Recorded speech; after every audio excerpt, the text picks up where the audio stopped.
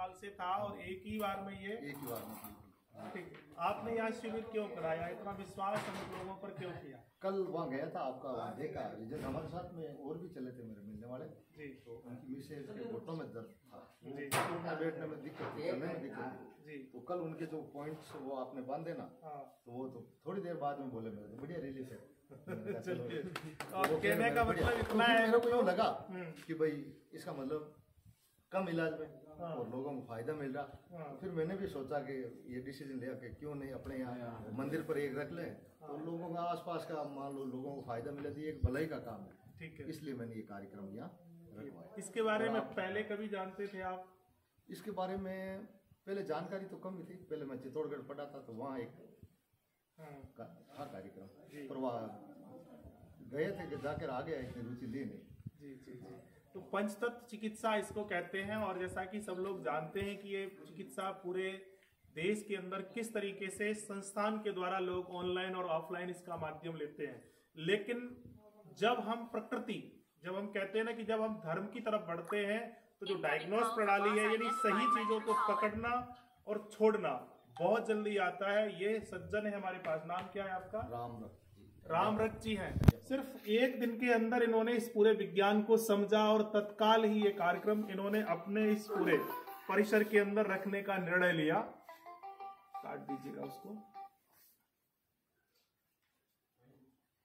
यहाँ अगर दूर से लोग आ रहे हैं तो वो कैसे आएंगे, यहाँ कहाँ पर पहुंचेंगे? यहाँ जैसे नागौर से आएंगे तो सीधा रेण बस स्टैंड आना पड़ेगा। ठीक है। और यहाँ आके अगर वो पूछ लेंगे हमारे को, वहाँ श्री बाबूजी महाराज के मंदिर पर जाना, तो बाद में कोई भी बता देगा। जयपुर से अगर लोग आ रहे हैं, जयपुर से तो ट्रेन, जयपुर बीकानेर से तो ट्रेन की व्यवस्था है। जोधपुर से यहाँ भी कै दिन रहने वाले हैं हम? यहाँ 3 दिन रहेगा, 3 दिन, 4 से 6 मार्च तक। ठीक है, 3 दिन और 4 से 6 मार्च, और उसके बाद का भी दूसरी जगह जो कार्यक्रम आप ही करवा रहे हैं, हाँ, कौन सी जगह? वो अपने मुंडवा के पास सोलना, जो शंखवास रोड जा रहा वहाँ है। उसके बाद 6, 7, 8, 9 का शायद वो भी विचार कर रहे हैं, तो मैंने कहा चलो ठीक है। यहाँ से और आगे भी मैं कोशिश ये करूंगा कि ये जो स्थान है आगे, यानी आप भी लोगों के दर्द को ठीक करने में विशेष सहयोग करते हैं धर्म के माध्यम से। और आज जो हमारा धर्म, कहते हैं ना कि धर्म बड़ा संकट में है। लोग छोटी छोटी चीजों को कहते हैं कि ये तो हिंदुस्तान ढकोसला है,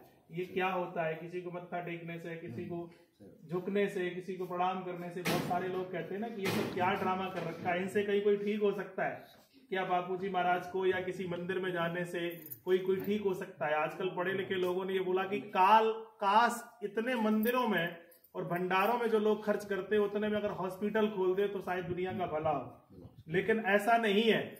लेकिन जब हॉस्पिटलों से हम थक हार जाते हैं, जिसका कभी भी कहीं भी कोई भी समाधान नहीं होता है, वो किसी न किसी महापुरुष के चरणों में मत्था टेकने से ही ठीक होता है। अब आप सोचिएगा कि जब हम चारों तरफ से थकते हारते हैं, ठीक नहीं होते हैं किसी भी समस्या का समाधान, तो कहते हैं कि भैया अपने दिन दशा दिखा ले। और जब ये भी नहीं, दिन और दशा दिखा ले, लेकिन जहां पर समर्पण भाव आता है, तो हमारा देश भक्ति प्रधान है। आपको जब कहीं भी कुछ भी समझ में नहीं आए, तो कहीं ना कहीं धर्म स्थल पर अपने आप को समर्पित कर दो। दुनिया का सबसे बड़ा चिकित्सा शास्त्र ये है। तो जो लोग ये कहते हैं कि हॉस्पिटल खुलवा दो, हॉस्पिटल खुलवाने के बाद हमारे देश में बीमारियां बढ़ी हैं या घटी हैं? बढ़ी है। बढ़ती जा रही। कोई ऐसा घर परिवार है जो स्वस्थ हो? नहीं। जब तक लोग हमारे मठ मंदिर और धर्म से जुड़े थे, तब तक हमारे यहाँ संस्कृति जिंदा थी। आज हम उन चीजों से हट गए हैं। तो मैं सभी राजस्थान, यहाँ रेण के आसपास के लोगों को सूचित करता हूँ कि जो लोग भी हमें व्यक्तिगत तौर से जानते हैं, वो लोग यहाँ पर 6 दिन इस चिकित्सा का लाभ ले सकते हैं। ये पूरा परिसर है। आप सब लोग बैठेंगे, थोड़ी देर के बाद हम सबको देखेंगे। और